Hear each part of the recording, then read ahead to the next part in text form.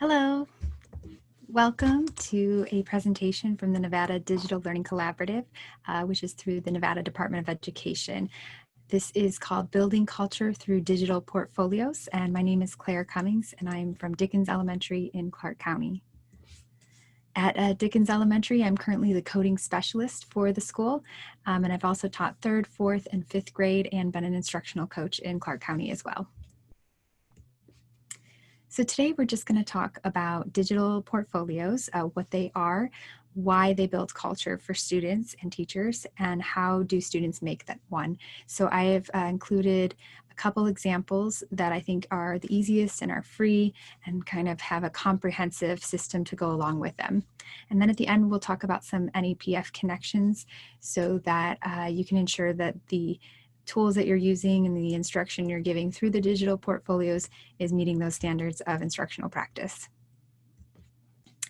So wanted to start with this quote here from Katie Martin. She's the author of Learner-Centered Innovation. And I really loved this book because it changed my mindset about how I should be operating in my classroom and really made me start thinking about myself as a facilitator rather than a teacher. And so as the quote says, the power of the teacher is not the information she shares, but from the opportunities she creates for students to learn how to learn, solve problems, and apply learning in meaningful ways. So that's that idea of shifting the responsibility from the teacher to the student, because we're still in that 21st century learning where now we have the tools for students to discover things on their own. They don't need us to tell them all the information anymore. So we really should be empowering them to do that so that they'll be successful in the workplace in the future. So digital portfolios is a great way for students to start owning their own learning. And so I'm just going to take a minute to kind of explain some of the features of digital portfolios. So they're a collection of student work where it's in one place online. And what's great about that is as a teacher, you can really see the evolution of their work throughout the year. It's an opportunity for students to show their thinking and reflect. This is really important in the digital learning environment, the distance learning environment, because we're not there anymore to have those conversations one-on-one with every student all the time. And so having a portfolio where they can go later and explain their thinking, and then we can access it at any time. So instead of everything being in those 4 walls inside the school building, we're really having to think a little creatively about how we're going to capture what students are thinking about. It utilizes various tools, so giving students a choice between submitting a photo, a video, a writing task, or a drawing. And so we know that different students like to explain their thinking in different ways. And so this is really a nice opportunity for them to choose the way that they explain their thinking. And then finally, good digital portfolios are accessible to parents because this really will strengthen the home-school connection, which is really important. Sometimes, especially when we're in school, in the brick and mortar environment, parents never get to see what their students are doing. So they'll hear, how was your day at school? Oh, it was fine. And maybe they said something really astounding that day and they never get to see it. So this captures their learning. Even if they're learning in the distance learning environment, maybe parents are working and they don't get to see their thought process of their students. So this is a great way to capture that and build that connection and culture between the home and the school. So I kind of touched on a few of these when I was explaining what portfolios are, but why do they build culture? So first and foremost is voice and choice. This was another transition I made a few years ago in my classroom where I started saying, I want to hear from them more. I'm talking too much. What are their thoughts? How are they feeling about things? And we know that students are more motivated when they get to choose things. Even small little choices really help to build their motivation to want to work toward their learning goals. And so these portfolios really give them that choice to say how they want to show what they learned. And then a voice as well. By capturing video of them talking, it really brings out their personality and allows them to be themselves. And then the homeschool connection, as I mentioned, giving parents a peek into your classroom and what their students are working on. And also with that homeschool connection, having the parents react to the students' work really empowers the students because they feel that someone's listening to them, especially their parents. And then having students see each other's thinking. So some of the portfolios you can turn on where students can see each other's work, and that could be really nice, but also there's privacy built in for some of the portfolios too, for the students who desire it. Maybe they don't want to share their thoughts with the whole class, but when they get an opportunity to submit a video or photo to you, you get to see this wonderful learning that is happening, but maybe they're just a little too shy to go on camera or turn on their microphone in this environment. And then finally, most importantly, it provides an authentic audience. So that's one of our 21st century skills is that our students connecting with the outside world, are their thoughts being seen and valued by people in the community or by their family. And so instead of just doing an assignment that no one will ever see again, it's really nice when they can talk into the camera, knowing that someone's going to see it, their teacher, their parents, and they're going to react to it. They're going to give them feedback. So it just really helps to build their motivation again, that they're doing the assignment for a reason. So I'm just going to talk about two tools that I've used. I just started using Seesaw, so I have a couple examples from this year, but I also have used Class Dojo portfolios pretty frequently. So I will show you some examples from my classes of how I've used these two with portfolios. And you can take some examples and make your own, but I'll just show you a couple of the features that I've seen. And so just to differentiate some of the features that are in both of these systems, there are student portfolios where the students go in and select what kind of posts they want to make in their little story, or it's kind of like a news feed. It's really neat, kind of like Facebook. And so they can go in and choose that if you tell them, okay, go in and make a post in your portfolio. But there are also, both sites allow you to assign an activity. So you can say everyone's going to make a video explaining something, or with Seesaw, you can get even more in depth on your activities. So I'll show you some examples from that. But we'll start with Class Dojo. So this is an example of cross-class use of the portfolio feature in Class Dojo. So this is our robotics teacher. She had the students log into their Class Dojo homeroom, which was mine. And so when they were doing their robotic challenges, they actually set up their Chromebook and recorded the robot doing its sequence. And so that was really cool, because then parents could see what they were doing in robotics class, which is something they never get to see or hear about. So this was really neat. And it was really cool for me as the homeroom teacher to see what they were doing in robotics, because I didn't know as well. So this is one example of what you could have them record a video of.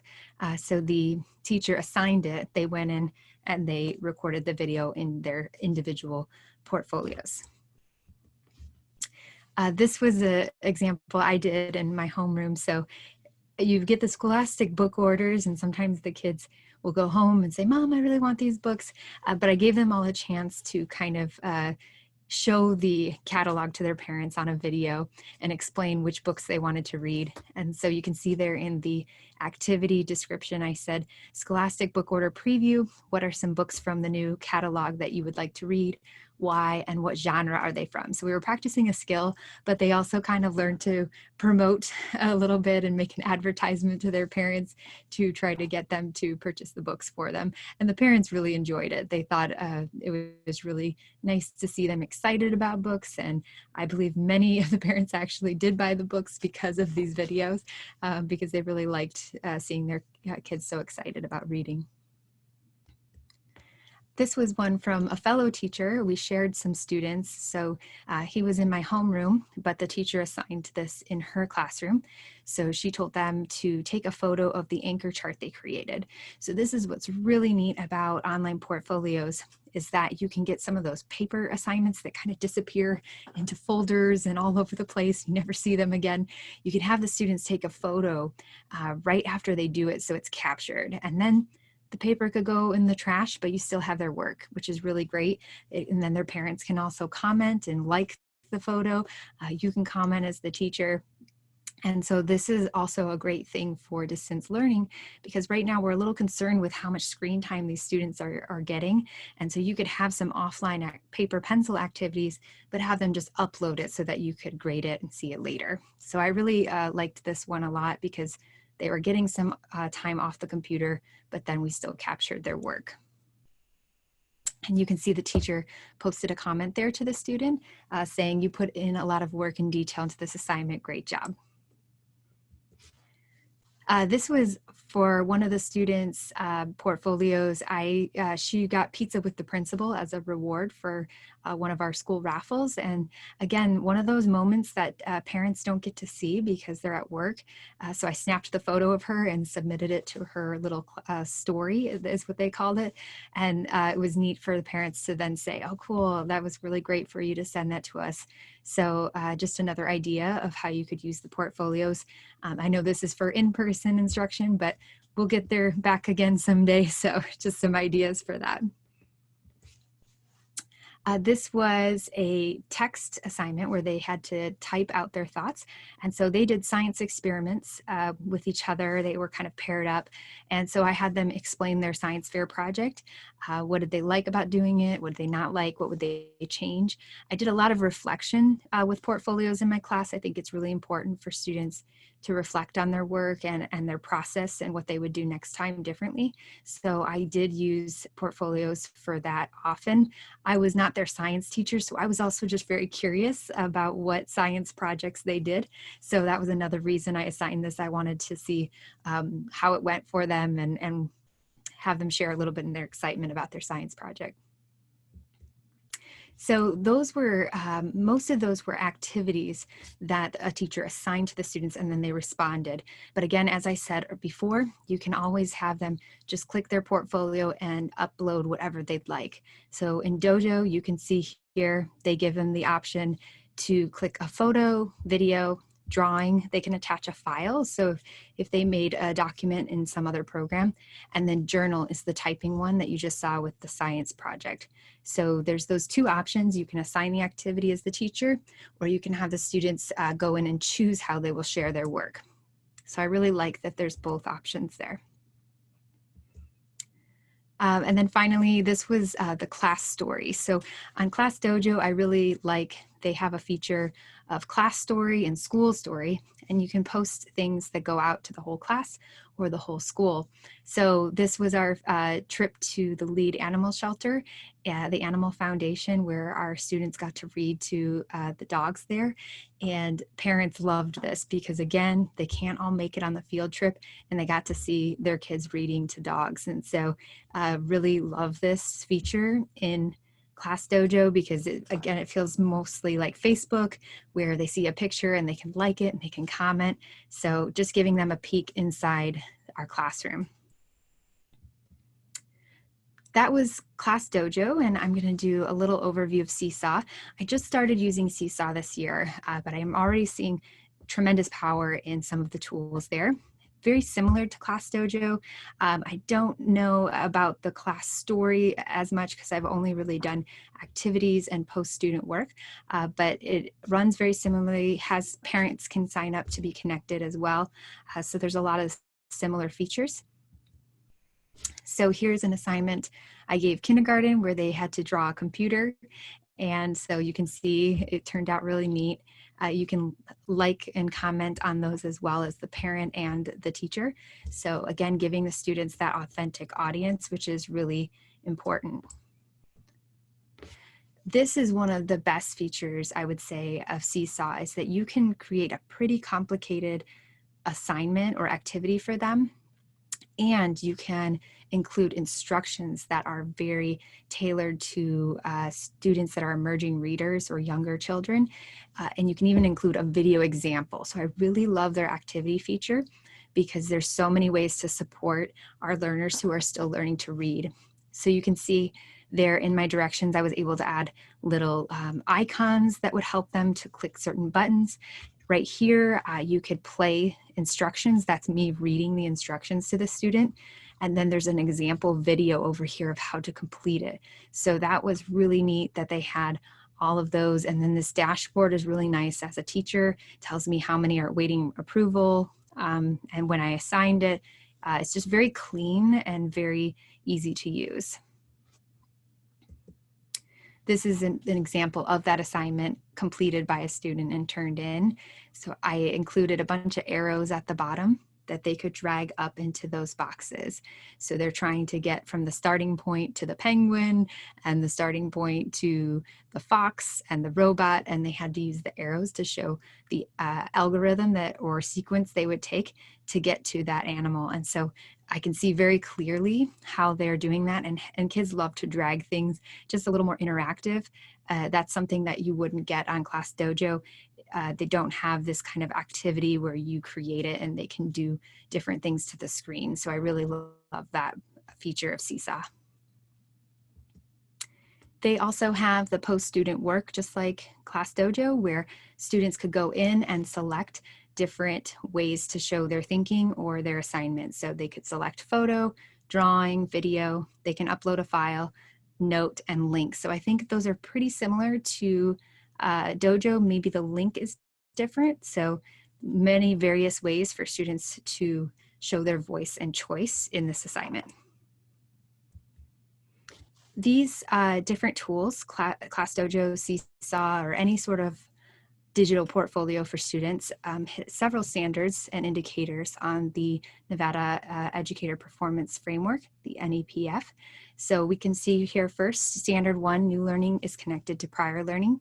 Teacher activates all students' initial understandings of new concepts and skills. If you were to give this as kind of a pre-test or tell me what you know, KWL chart, students can go in and say everything they already know about a topic. And it's engaging, it's fun that they can record a video. They feel like a YouTube star when they're doing these videos.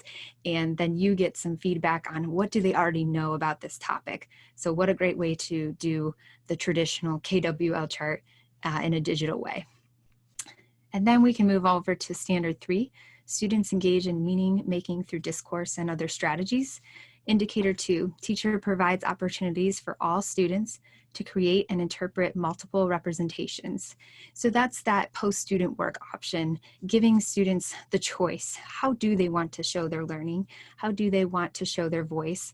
I've had students before, I might say, go post a video, and they'll say, Ms. Cummings, I don't feel comfortable doing that. Can I post a photo instead? Or can I write my thoughts? Or can I hide the camera and just say what I'm thinking and you can hear my voice? And I say, of course. So it's really giving them that chance to show it in multiple ways, which is really helpful because then students feel comfortable to do that.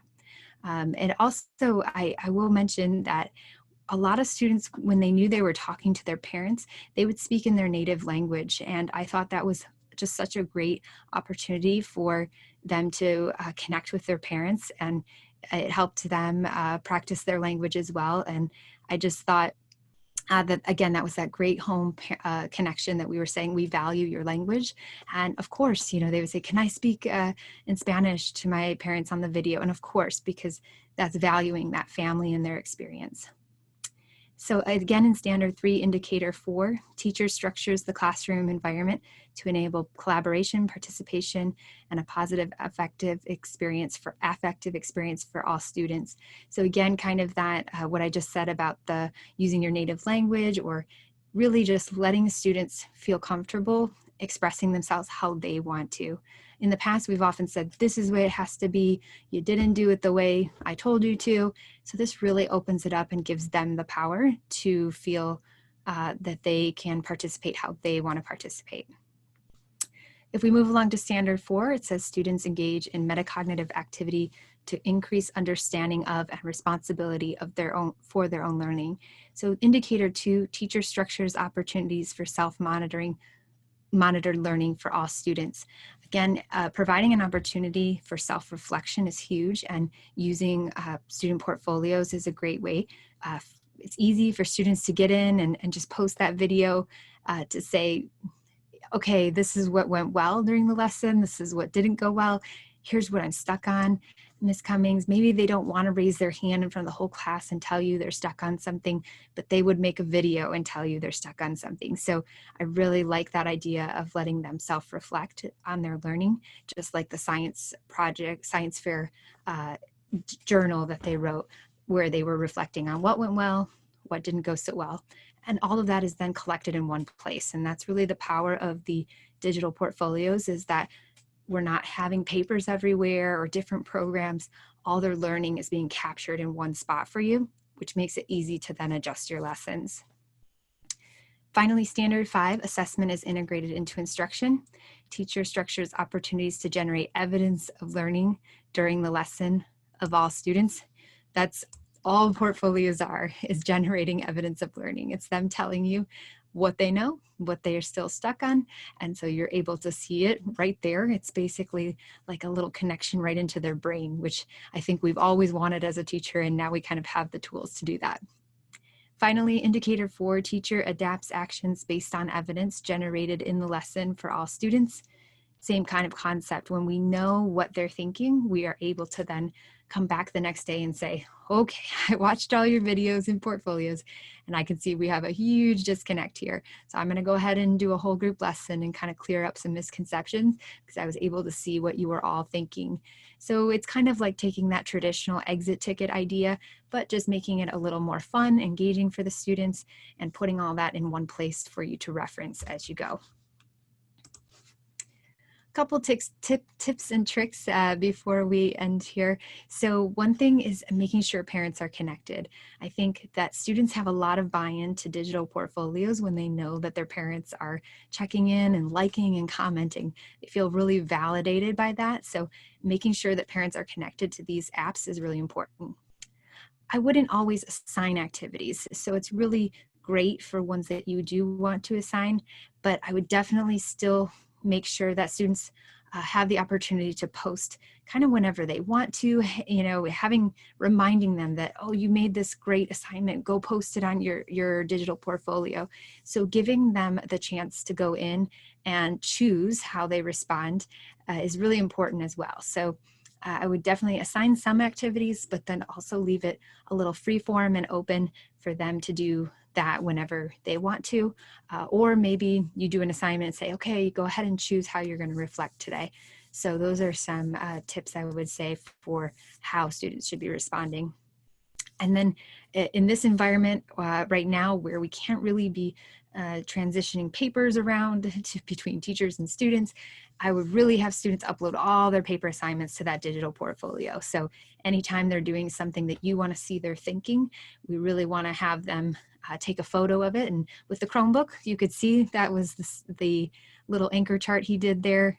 He held that up to his Chromebook. That's what we had at school. So it's very visible, it's very easy to see, and very easy for them to do. So I would say any paper assignments you're doing that you want that information, definitely have the students take a photo of it and upload it. And then building portfolio responses into the lesson plans. I think always having some sort of reflection on maybe not every lesson, but every couple lessons as that check-in to see how is it going? Are they understanding the content? And really letting them tell you from their brain how things are going. So really being thoughtful about when to use it, I think will get the most power out of the tool.